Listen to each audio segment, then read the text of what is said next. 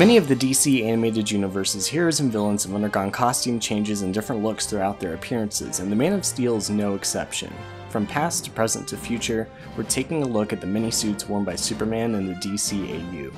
Though the DCAU was presented technically out of order, we will be going chronologically through its history as we recount Kal-El's superheroic costumes.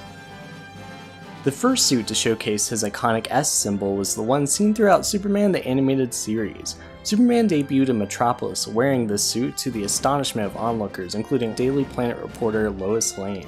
Nice S. The suit was the first superhero costume to be seen in the creative team's new streamlined, stylized approach to the look of the DCAU and paid homage to the best aspects of the comic book Superman's costumes up until that point.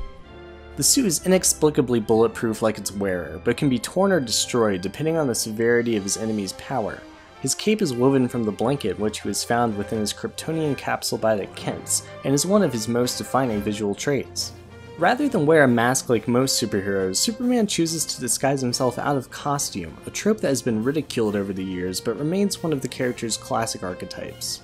Superman's suit as a whole serves no more purpose than to be a symbol for the hero, the recognizable color scheme and logo reminding the people of Metropolis that their superpowered guardian is watching over them.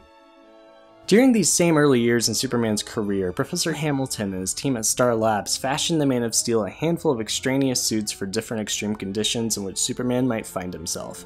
One of these was an anti-kryptonite suit, lead-lined to protect him from the radiation given off by the glowing rock that causes deterioration of his powers and eventually his death if exposed for long enough.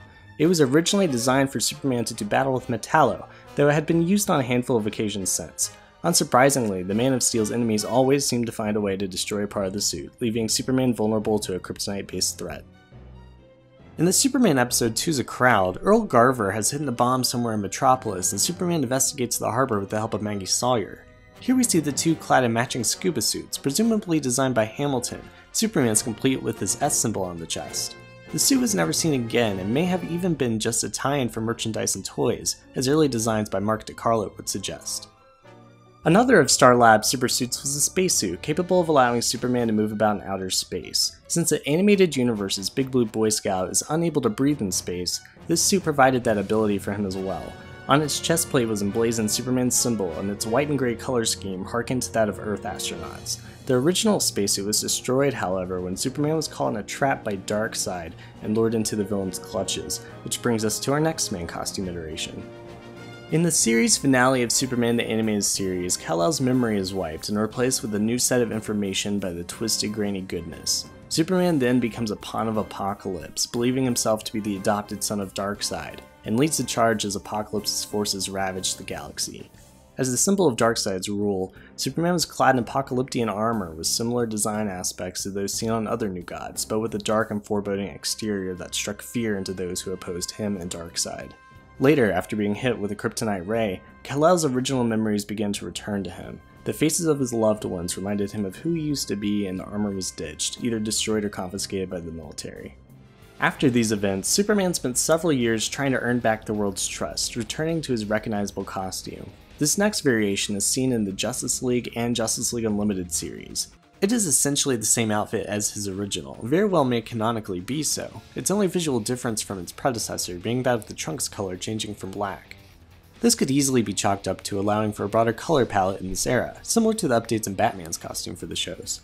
A notable trait of Superman's costume is that no matter how many times it is nicked, shredded, or destroyed, Clark always seems to have a spare. Superman has inspired many other heroes over time, including his adopted cousin Kara, otherwise known as Supergirl, who eventually ditched her white and blue costume for one that more matched the design of Superman's. He also inspired John Henry Irons to take up the mantle of Steel, as well as being the heroic example for the creation of the Legion of Superheroes in the distant future. His S-crest is known far and wide as a symbol of hope and heroism, from the streets of Metropolis to the furthest star in the galaxy. When Superman was presumed dead after being unintentionally sent to the future by the Toyman, Kal-El found himself depowered by the post-apocalyptic planet's red sun and fashioned himself a temporary set of clothing from both his costume and an animal pelt to protect him from weather and environmental conditions.